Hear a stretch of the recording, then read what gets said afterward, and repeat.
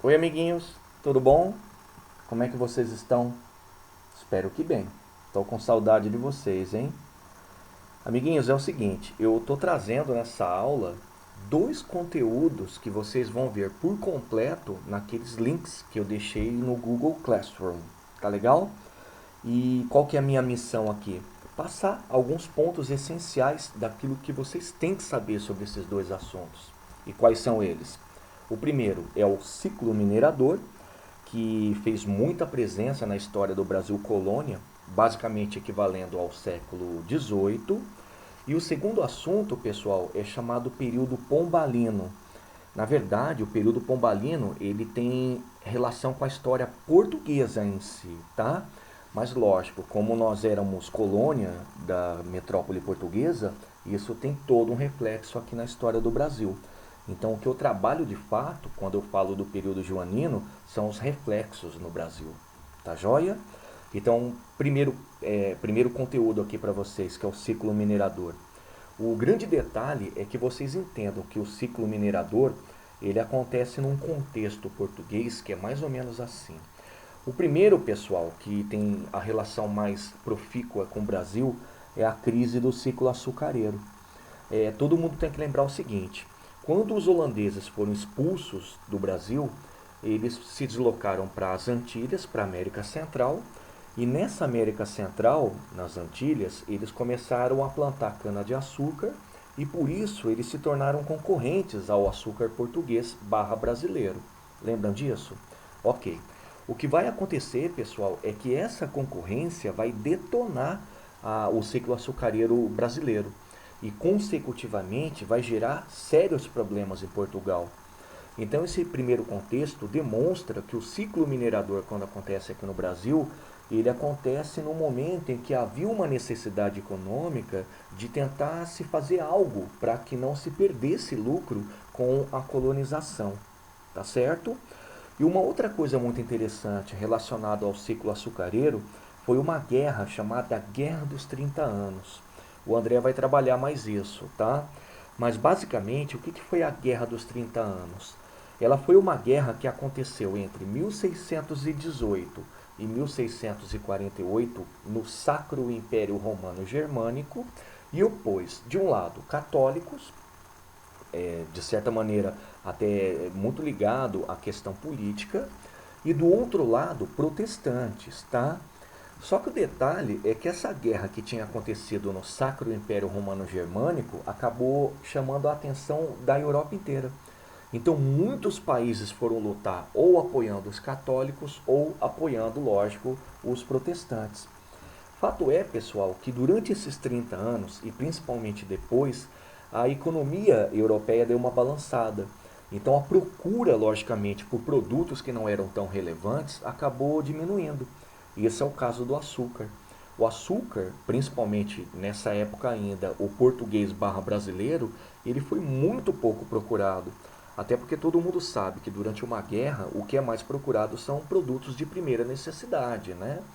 E o detalhe é que quando o açúcar foi pouco procurado, somou-se a concorrência que já acontecia por parte da Holanda, também por parte, lógico, da França e da Inglaterra, e todo o sistema veio abaixo, tá? Então esse é o primeiro contexto, é a crise do ciclo açucareiro. Joia? O segundo contexto, pessoal, ele é um desdobramento desse primeiro que eu acabei de comentar. É um déficit econômico português que praticamente acabou com Portugal. Primeiro, o básico, né? A coroa portuguesa nessa época, ela gastava muito com a manutenção da nobreza. Tchutchucos, basta lembrar o seguinte, a nobreza, ela era parasitária. Ela dependia da coroa para sobreviver. E de certa maneira, a coroa também precisava da nobreza para poder fazer valer o seu poder. Então, nessa troca de interesses, o que a coroa portuguesa fazia? Ela sustentava a nobreza. Sustentava como? Com o pagamento de pequenos salários, que a gente pode falar que são mesadas, sustentava distribuindo terras, sustentava dando pequenos presentes, né? Então eram gastos que, na verdade, quem tinha que arcar com não era só a população através da arrecadação de impostos, mas também as colônias, principalmente o Brasil. Beleza?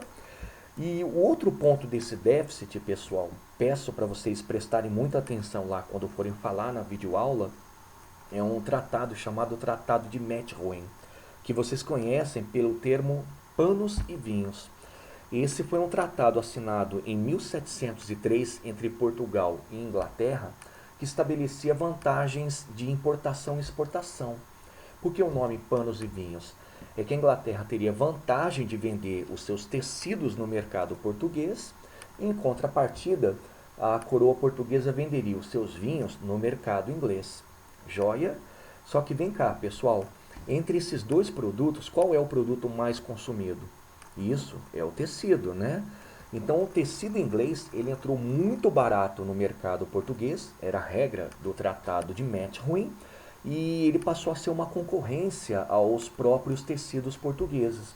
E aí, meus amigos, o que aconteceu foi o seguinte: a maior parte da aspas, vamos colocar dessa maneira, né, indústria portuguesa de tecido, indústria têxtil, quebrou. E quando quebrou, pessoal, arrastou o sistema econômico português. Entenderam? Então o Tratado de Methuen, ele abre um rombo, já tinham outros, né? Mas abre mais um rombo na economia portuguesa.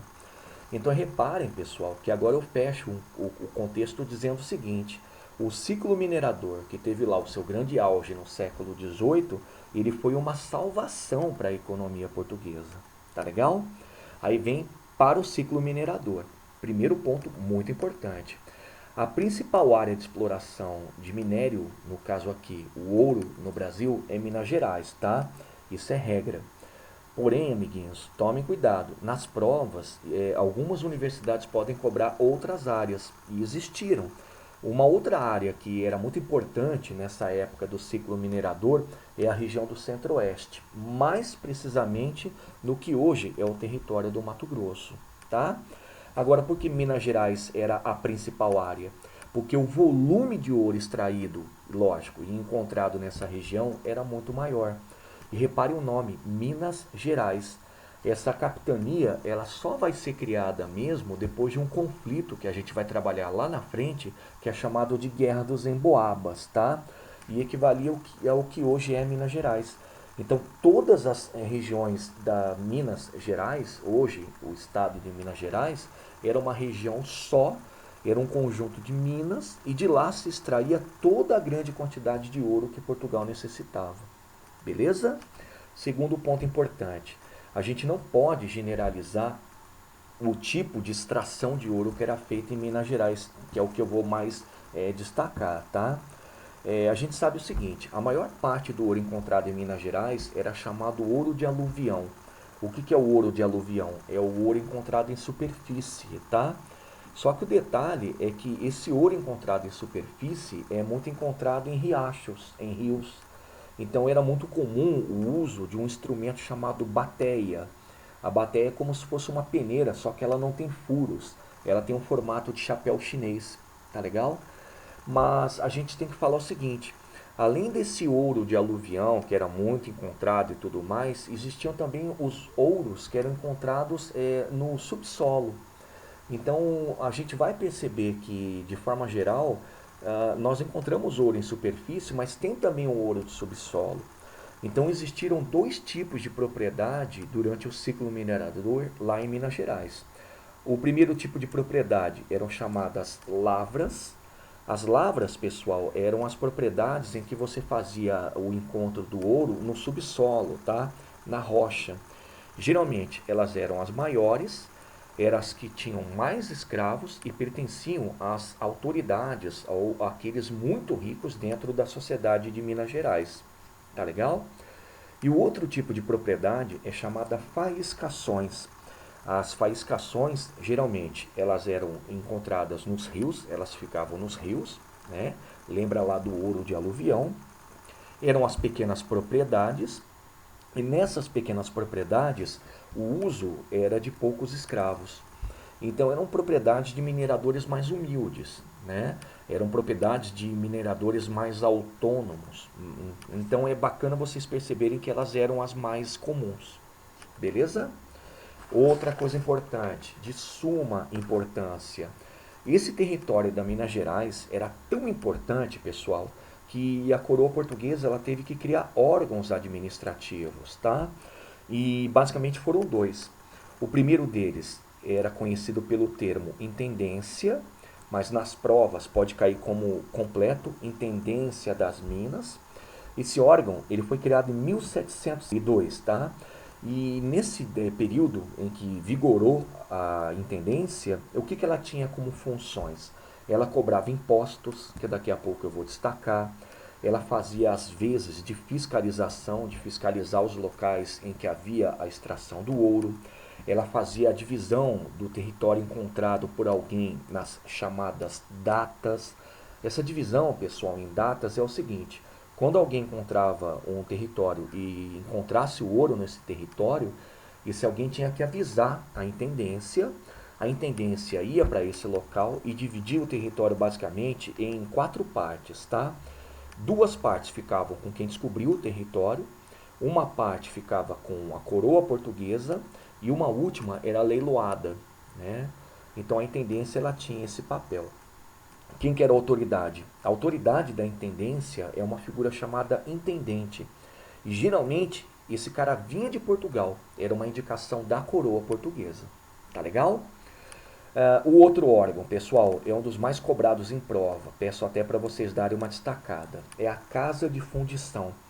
Ela foi criada em 1720, tá? E por quê? Porque todo mundo sabe que era muito comum nesse período você fazer o contrabando do ouro. Como assim? Era você tirar o ouro da região sem declarar.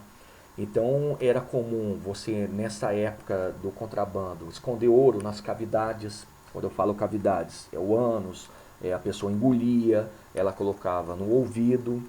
Era muito comum o ouro ser desviado a partir de estátuas de santos, e aí nasce aquilo que você já sabe que é o santo do pau oco e por aí vai.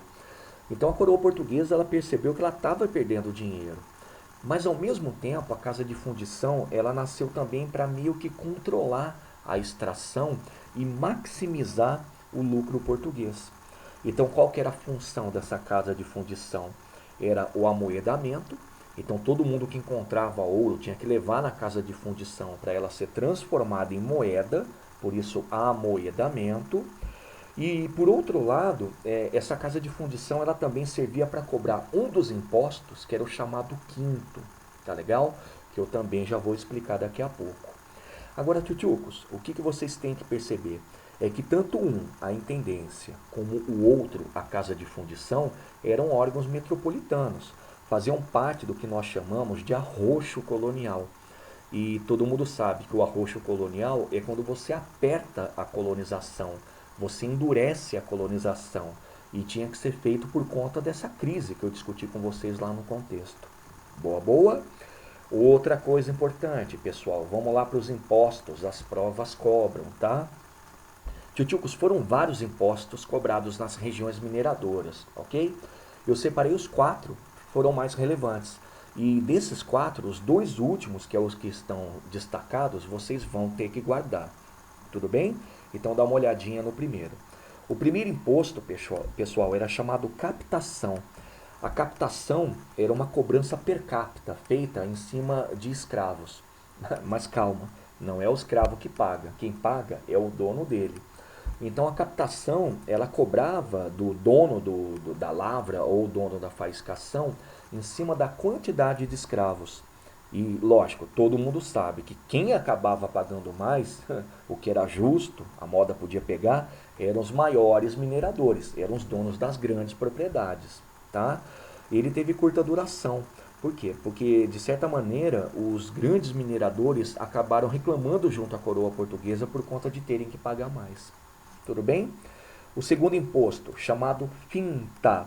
A finta apareceu para substituir a captação. Tudo bem? A finta o que era? A finta era a cobrança de 30 arrobas por região. Olha, de novo, 30 arrobas por região de forma anual. Só que se vocês colocarem na ponta do lápis e fizerem a conversão, 30 arrobas, pessoal, significa 450 quilos que uma região inteira tinha que pagar anualmente para Portugal. Lógico, esse é um imposto, porque a finta acontecia junto do quinto, tá legal? Então essa é a finta. O quinto, pessoal, já separa, já destaca. O quinto, tchutchucos, era a cobrança de 20% do ouro arrecadado. Então ele era um imposto individual. Ele era posto em prática em cima de todos os mineradores, maiores ou menores, e os caras tinham que pagar 20% daquilo que eles encontravam. Já faz uma ligação, porque o quinto ele era cobrado na casa de fundição, tá certo? Então toda vez que a pessoa levava lá por mês ou por semana, geralmente era por mês, o ouro que ele encontrava, esse ouro ele era amoedado, né? Mas antes de ser amoedado, o quinto era retirado. Bacana? E o último imposto, pessoal, esse é a chamada derrama. A derrama era a cobrança dos impostos atrasados. Mas na verdade era o seguinte: lá no finalzinho do período minerador, isso durante o período pombalino, que eu já vou tratar rapidão com vocês, a coroa portuguesa ela queria aumentar mais ainda a cota de arrecadação. Por quê? Porque o ouro estava se esgotando e ela precisava ressarcir os cofres públicos. Então a derrama ela estabelecia o seguinte: toda região anualmente tinha que pagar 1.500 quilos de ouro, 1,5 toneladas, tá? Só que se a região não conseguisse pagar 1,5 toneladas, ela ficava devendo. E na dívida vinha a derrama, que podia ser cobrada a qualquer momento. E aí o que acontecia? A região ela pagava aquilo que devia. Só que internamente, pessoal, todos aqueles que faziam parte da mineração tinham que contribuir. Então todo mundo tinha que pagar uma cota para contribuir para esse déficit, né? Para contribuir para essa falta daquilo que era os 1.500.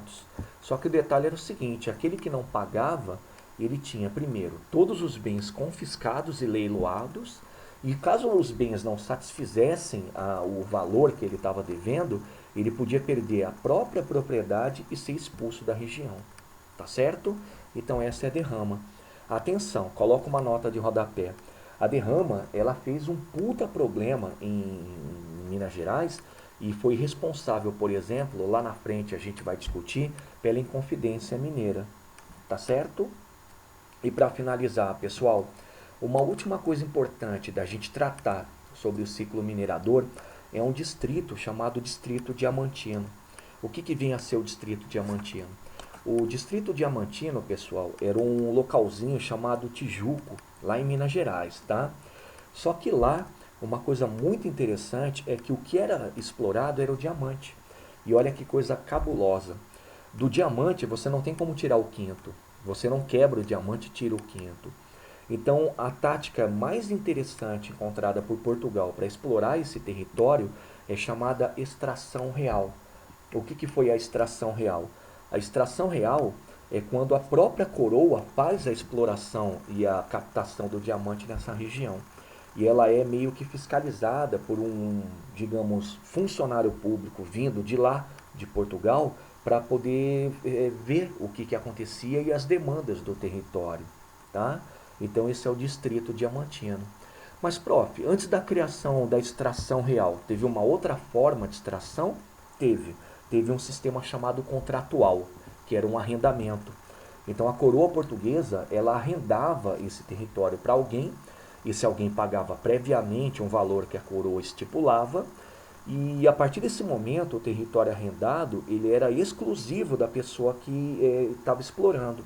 Só que não funcionava, porque o cara que fazia essa exploração era um contratador. Ele era meio que terceirizado, mas ele havia, aspas, comprado o direito de explorar. Então ele mandava e desmandava.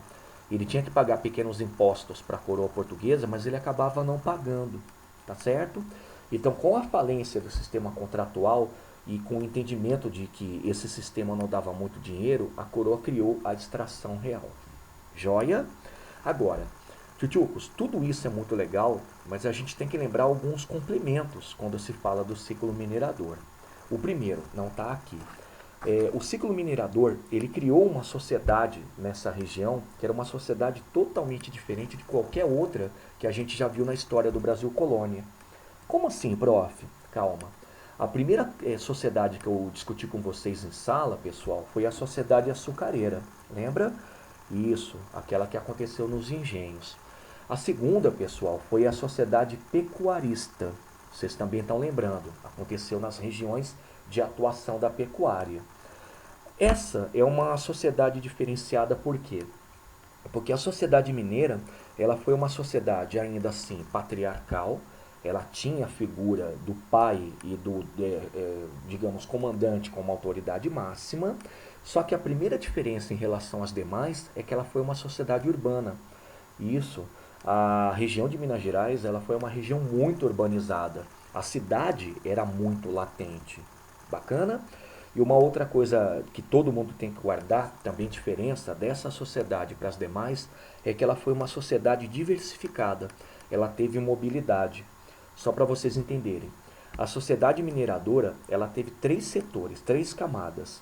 A primeira camada era composta pelos grandes mineradores, joia. A camada intermediária é chamada de classe média, era composta lá por funcionários públicos, comerciantes, intelectuais. E a última camada, pessoal, é a camada dos escravos, que podia ser de ganho ou comum. Como assim, prof? Calma. Primeira coisa a entender que o escravo, ele era a mão de obra padrão dessa região, tá?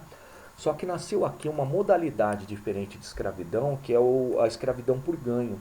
Ela só existia lá nas regiões litorâneas que tivessem cidade. E o que é escravidão por ganho? A escravidão por ganho é uma escravidão em que você usa o escravo não na atividade da lida diária no campo ou na mineração, mas no comércio, nas atividades urbanas, tá? Então, olha só, essas três camadas, elas eram camadas móveis. Podia acontecer dos grandes mineradores caírem por perderem toda a fortuna, podia acontecer da classe média subir à condição de grandes mineradores pelo fato do enriquecimento, e o mais legal é que os escravos, eles também podiam comprar a alforria com muito mais facilidade e podiam subir nessa classe, podiam chegar até uma classe média.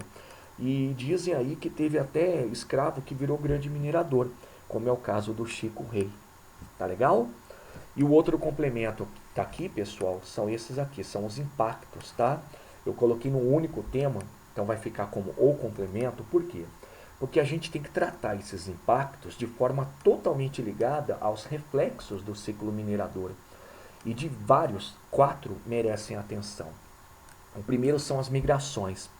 Tchutchucos, essa região, ela se tornou uma região tão cobiçada que muita gente, não só de outras regiões brasileiras, mas também de Portugal, vinham para cá. Então a população aumentou exponencialmente. E aumentando, o que vai acontecer? Algumas conturbações, pequenas revoltas, acontece o desabastecimento, as pessoas só ficam interessadas em explorar o ouro, acontece o aumento dos preços, porque era muito pouco produto que vinha de fora para essa região através do comércio. Eu trabalhei esse assunto lá nas outras atividades econômicas, tá bom? Então, primeiro impacto, migrações. É como se Minas Gerais se tornasse uma região cosmopolita, beleza? Outro impacto, pessoal, o ciclo minerador, ele estava ocupando o espaço do ciclo açucareiro e por isso ele mudou o eixo econômico brasileiro. Então, todo o eixo econômico na época do ciclo açucareiro que ficava no Nordeste, agora com o ciclo minerador vai se deslocar para o Sudeste. Então, o Sudeste é o epicentro econômico do Brasil. E de todos os territórios do Sudeste, Minas Gerais é o coração. Beleza? Mais um impacto, pessoal, a urbanização. Urbanização essa que eu já comentei, pessoal, mas dá uma completada aí. Essa urbanização, ela vai fazer com que negócios e moradias, comércios se tornem atividades que, de certa maneira, deixam de ser secundárias na história do Brasil. E aí vocês podem pegar exemplos como o que a gente destacou. Falar que essa classe média, que era composta por comerciantes, tinha a possibilidade de enriquecer. E uma vez enriquecendo, ela galgava espaço na sociedade. Na urbanização, a gente vai perceber a constituição de cidades que são muito religiosas. Então, para quem já foi para as cidades históricas de Minas Gerais, vai perceber que a presença de igrejas era muito comum. Eu costumo até dizer que a gente tropeça em igreja nas cidades históricas mineiras. Por quê? Porque a religiosidade estava muito ligada a essa urbanização. E por último, pessoal, a gente tem que lembrar que quando se fala de moradias, a especialização do artífice de construção é muito maior. Então, os construtores barra arquitetos, eles vão ser muito valorizados nas cidades. E por último, pessoal, a urbanização ela teve um impacto também até no comportamento cultural. É nesse momento que aqui em Minas Gerais nasce a arte barroca. É um barroco tardio, tá? Com todos aqueles elementos que vocês já viram na literatura. O que é interessante é que nesse barroco mineiro, dois caras se destacaram. O Aleijadinho, escultor e arquiteto principalmente, e o segundo cara é Mestre Ataíde, que era pintor. E bacana vocês perceberem que essa arte barroca mineira é uma arte que era sustentada pela riqueza da região. Tá legal? E para finalizar, pessoal, último impacto é o mercado integrado. Eu destaquei bastante esse mercado integrado quando eu trabalhei as outras atividades econômicas, lá naquele capítulo sobre a economia açucareira. Mas o que ele vem a ser? O mercado integrado é quando, por exemplo, a região sul ela se conecta com Minas Gerais através da pecuária. E por outro lado, a região litorânea também, mas não por conta da chegada de pessoas que vinham da região litorânea, não, mas a chegada de produtos para abastecer o território de Minas Gerais. Tá legal? Então, primeira aula, esses são os aspectos principais. Vamos olhar a segunda? Deixa eu aparecer aqui, tô aí. Pessoal, a segunda aula é sobre o período pombalino. Como eu disse lá na abertura, o período pombalino, Tchutchucos, ele é um período muito ligado à história portuguesa, tá? Mas a gente não pode esquecer que o Brasil era uma colônia da metrópole portuguesa, então isso teve um reflexo muito grande aqui. Por que esse nome? O nome se dá, pessoal, ao governo do primeiro-ministro do rei de Portugal, que era chamado Marquês de Pombal. Então esse período é um período que, de certa maneira, está ligado às ações desse primeiro-ministro. Tá? Por isso, período pombalino. Qual que é o contexto, que é muito importante para vocês? Pessoal, na verdade são dois, tá? Mas quando fazem parte de um mesmo momento, eu vou colocar no singular. Então, o contexto é, por um lado, a crise econômica portuguesa, que vocês já conhecem, aquela crise relacionada aos gastos, a crise relacionada ao Tratado de Methuen, a crise relacionada, isso tem a ver com o Brasil diretamente, a crise do ciclo açucareiro, e a economia portuguesa estava de mal a pior. Então a gente percebe que a gestão do Marquês de Pombal, ela se passa exatamente no momento em que a coroa portuguesa tem que se reinventar, mas reinventar entre aspas, tá? Porque no fundo, ela vai manter as estruturas coloniais funcionando e até pioradas, vamos colocar dessa maneira, com arroxo colonial, mas por outro lado, ela torna-se um pouco mais liberal. Mas a economia ela se torna liberal para Portugal. Tá legal? Outro contexto que na verdade faz parte do mesmo é chamado despotismo esclarecido. O André vai explicar isso aí com calma, porque tem a ver com a frente dele, tá? Mas despotismo esclarecido, pessoal, é o seguinte: foi um conjunto de reis e imperadores na Europa do século XVIII que começaram a se utilizar de práticas iluministas para não perderem o trono. Então, geralmente, o déspota esclarecido, o que ele faz? Ele racionaliza a administração do país, né? Por exemplo, criando impostos padrão, criando a educação laica, afrouxando, de certa maneira, as perseguições quanto àqueles que se opunham ao Estado, mas ao mesmo tempo eles ainda mantinham algumas características absolutistas, como a mais importante, de que o rei é a autoridade máxima. Tá? E foram vários déspotas esclarecidos. Tivemos a Catarina da Rússia, tivemos o próprio rei de Portugal, que é o Dom José, mas o que eu quero que vocês guardem, vou até ligar, é que o período pombalino é um despotismo esclarecido. Por quê? Porque o rei de Portugal era absolutista, mas o primeiro-ministro, o Marquês de Pombal, ele era iluminista. Ele era todo ligado às ideias do iluminismo que vocês ainda vão estudar, ou já devem estar lembrando. Boa, boa? Então vem cá, pessoal. O período pombalino, nesse contexto, que é o contexto de crise mais o despotismo esclarecido, ele nasceu como uma tentativa do Estado português, entre aspas, de se reinventar. E quais eram os objetivos? Vem para cá. O primeiro deles era reduzir o atraso econômico de Portugal. Era tentar, por exemplo, o que foi feito em Portugal, incentivar a produção manufatureira barra industrial. Então, aqui você percebe que é uma reinvenção, né? Mas, sobretudo, pessoal, quando eu falo dessa reinvenção econômica, no caso, o Marquês de Pombal ele tentou ao máximo diminuir a dependência de Portugal com a Inglaterra. Ora, vejam, se ele insiste em incentivar a produção industrial ou manufatureira, o que ele está fazendo é criar um mercado em Portugal para os produtos fabricados ali. Então ele tenta cortar essa dependência com a Inglaterra a partir das importações de produtos ingleses. Beleza? Outro objetivo, pessoal, era uma maior centralização administrativa. Quando eu falo de maior centralização administrativa, eu falo do seguinte: a coroa portuguesa ela passou a ser mais relevante na administração da metrópole, mas ao mesmo tempo ela também centralizou a administração no Brasil. Então a grande figura no Brasil para essa centralização é um cara chamado vice-rei. O vice-rei, pessoal, pode anotar, ele é praticamente um segundo rei, né? Um segundo comandante. E ele é uma adaptação do governador-geral. Tá legal? Terceiro objetivo, a famosa ampliação de arrecadação. Esse é o arroxo colonial. Tá legal? A gente não pode esquecer que a colônia ela precisava e muito contribuir para a recuperação econômica da sua metrópole, aqui no caso Portugal. Então, o período pombalino, ele criou esse arroxo colonial e criou também todo um conjunto de impostos que aqui eram cobrados, ou impostos que foram reativados. Legal? E o último objetivo, pessoal, objetivo até curioso, né? Era diminuir o poder que os jesuítas tinham aqui no Brasil e ao mesmo tempo em Portugal. É que é o seguinte, pessoal, de acordo com as premissas do despotismo esclarecido, eu até comentei com vocês, o Estado ele tinha que ser laico. E dentro dessa ideia do Estado laico, a Igreja Católica ela tinha que ter o poder diminuído. E nessa época, quem mais representava a Igreja Católica eram os jesuítas.